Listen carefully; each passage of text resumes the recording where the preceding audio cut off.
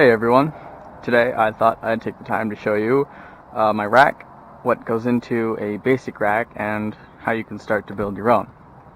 So first off, on the outside I keep my helmet. I always climb with a helmet, it's just safer. And I keep everything in this nice bag. It's 45 liter. It's not necessarily for climbing, but it's a nice bag. And so here's my harness. It's a Petzl. It's the Corax. Yeah. I like it for trad. There's a lot of real estate on the loops, and on it I keep this prusik for like rappels, and I keep a PAS. So I'll just go ahead and put this on. A lot of people don't like the PAS. I don't know why. I think it's just like an extra piece of unnecessary gear, but I like it. It's quick and easy to use. And the carabiner I use on it is a magnetron, and I really like the magnetron just because it's quick, easy locking, and you just do that, test it, and it's just super fast, which I like. Here I have the rack itself. I have all the way of a giant 6 all the way down to a 1 in Trango. I have a big mix of different brands. I have Black Diamond, Trango, Wild Country, and Antolius. So it's a lot of just random brands, but it's all there. Here are my nuts and tri-cams and other gear.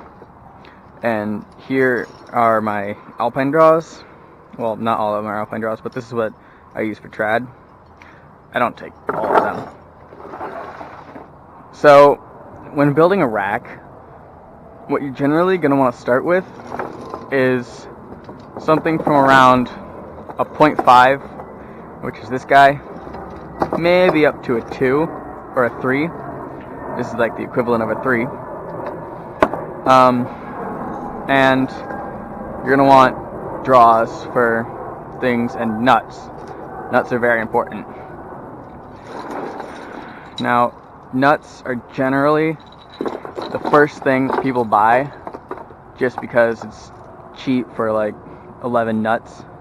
But yeah, I have the DMM walnuts, and I'll go ahead and rack up here.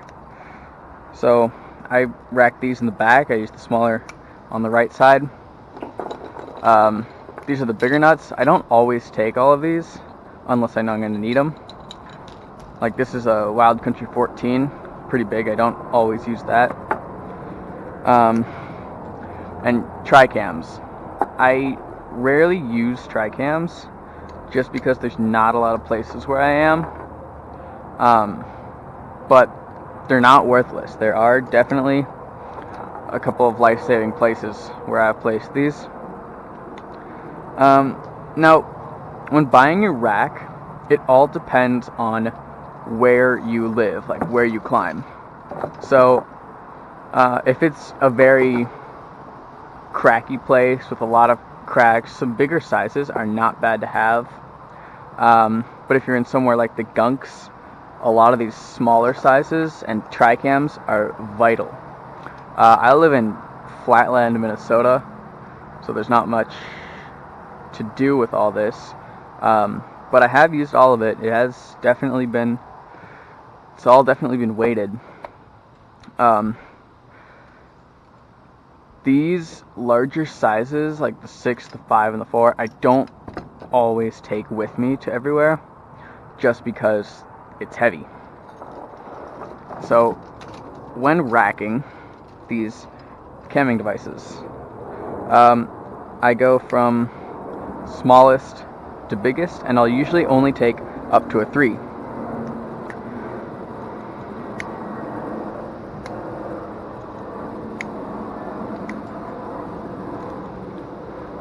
Now, I have a lot of doubles and triples and things, and I have triples in the 0.5, so I have a Trango, Black Diamond, and Wild Country. And what I'll do with these is I'll clip 2 on one side, and I'll just clip the second into the same beaner, like so, and then 1 on the other side, and I distribute the weight so that I don't get one side to be really heavy and one side to be really light. I've got triples in the 1s, just a solid piece to have triples in, actually, because these are a very generic size that you'll find pretty much in every climb. So yeah, I keep same thing, 2 on one side, and then the 2s that I have, I also have triples in. So I'll keep 2 on one side, 1 on the other, and I'll usually only rack up to a 3, which is this equivalent. So those are usually what I take up a wall. Now, things that are not pro. First thing I always have with me is a nut key. This is just a simple one I made myself, but it works well for removing stuck nuts and cam lobes. So I'll usually keep that with me in the back here. Next thing I'll always have 100% of the time is an ATC. This is my guide ATC for like multi-pitch. I just keep that on a magnetron. Super solid. For sport climbing, I use a Climbing Technology ClickUp. This is a very nice device. It's assisted braking. Not great for trad climbing. I like it for sport climbing and gym better. But no, I really like this a lot. I keep these 4 beaners on me for trad anchors. So I got these for the pieces and this for the master point. So that I'll keep on my harness as well. And it's not a bad idea to have an extra locker, just in case. Next, we'll go over the slings, or alpine draws. So this is a double length runner. I usually just have this slung over my shoulder on one carabiner, but that's handy because it's just lightweight. Next I have 3 of these guys, which are just kind of half length runners. And then these are my custom build of alpine draws. It's made of a spirit and a bent gate spirit for the rope side, and a single length black diamond runner. And I like these. These are solid. And usually the minimum I'll take is about 8 draws. So I'll go ahead and rack these up. Again, keeping the weight even, having an even number on each side. And another brand of runner I like is the Trango Alpine Draw. It's just a nice small wire gate. Yeah, it's a good draw for extending pieces. So that's 6.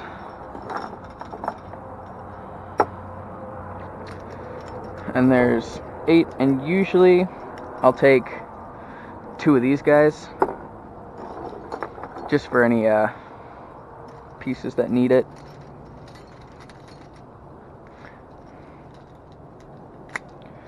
Yeah, so then I'll sling this over. I usually just keep it on this one beaner. Yeah, I usually will only use my gear sling if I'm going to take all of my gear. And I only use these bigger cams if I know I'm going to be using those. Like if I know the climb. Generally, I only take what I know I'll need. But if it's just a all-around everything climb, I'm going to take about this. So a good piece of advice I learned from another climbing channel, First Person Beta, is the point at which you should start buying gear is when you feel comfortable telling people how to use it. So if you want to buy gear, you should start with just like the basic stuff. And at that point, you should have been climbing with someone who has the gear and someone who is teaching you how to use it all.